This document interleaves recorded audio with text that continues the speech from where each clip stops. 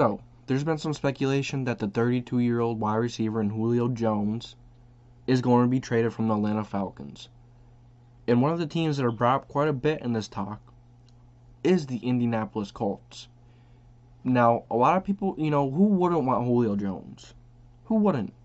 That's an easy yes if you want Julio or not.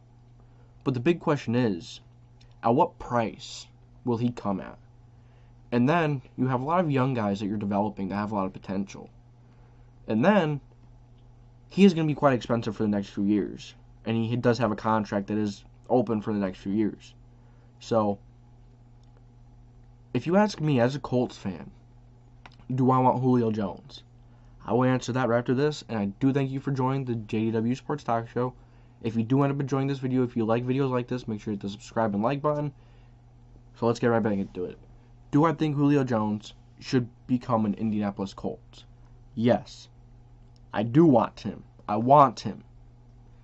But I don't think I don't know what the price would be. I don't want to pay a receiver that much. For the next few years, that's aging, that has had injury issues. Don't get me wrong. I love Julio.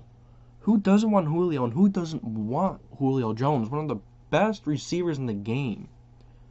Without a doubt, one of the best. But the Falcons are getting ready to move on. But I don't think the Colts are going to be in that mix as much as people may think. I don't think the Colts want to stunt some of these young, talented guys on the roster.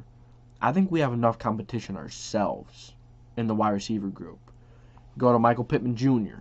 He's going to be an awesome receiver, an awesome young receiver with tons of potential. Go to Paris Campbell, a young guy who has to put it together and stay healthy, but he has all the talent in the world to be an amazing wide receiver. Then you have Zach Pascal, who is a young guy, still learning, still developing, but is a solid, extremely solid number 2 guy who is going to be our 4th receiver. And then you have, your DeMichael Harris's, your Mike Strachan's, your all those guys, your Tyler Vaughn's, Des Patman. I don't know if I said him or not, but I forgot to mention T.Y. I'm sorry, T.Y., but yeah, as we know, T.Y. is getting older too, and T.Y. has had some injury concerns, but he's not in his prime anymore. But at the end of the day, I don't want Julio. I don't think Julio is going to be worth the price that the Falcons are going to ask. I don't think he's worth the $15 million a year that he's due over the next 2 years. And I don't want to stunt these young guys' development. If you look at Michael Pittman Jr., what were the Colts' 3 biggest games last season?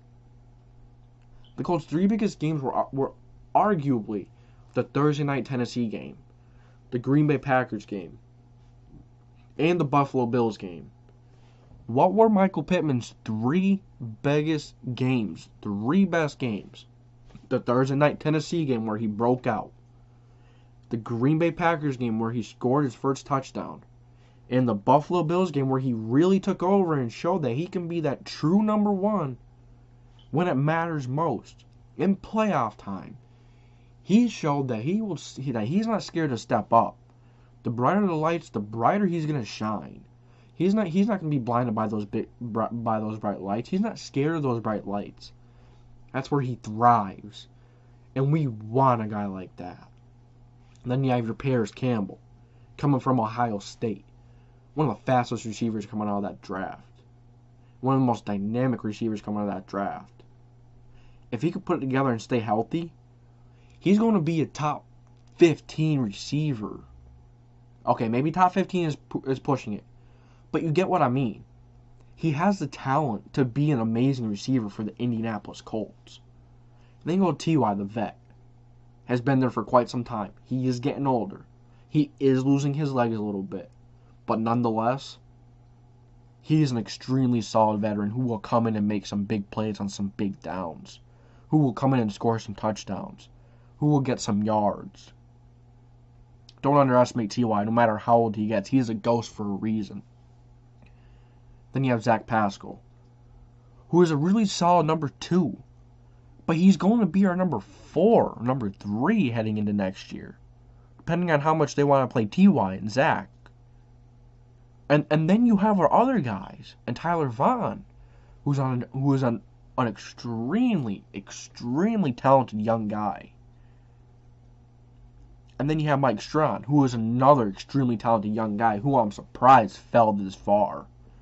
Mike Strawn is a big-bodied receiver with amazing ball control, amazing body control. The dude can track the ball. He is an amazing jump ball receiver. And I can't wait. I hope he makes this roster. The dude has all the potential in the world. He just has to learn to put it together. He just has to put it together. Desmond Patman, I don't know. I'm not crazy high on him because there were some injuries last year. Quite a few where our top 3 receivers were out. With Pittman with that calf thing, T.Y. was out a game, and Campbell was out all season. And Dez never got called up, which is a bit concerning. So there has to be something that the coaching staff is not crazy about with him. But at the end of the day, he's another young guy that's going to compete for a roster spot and be a decent wide receiver. So at the end of the day, I don't want Julio. I mean, let me rephrase that.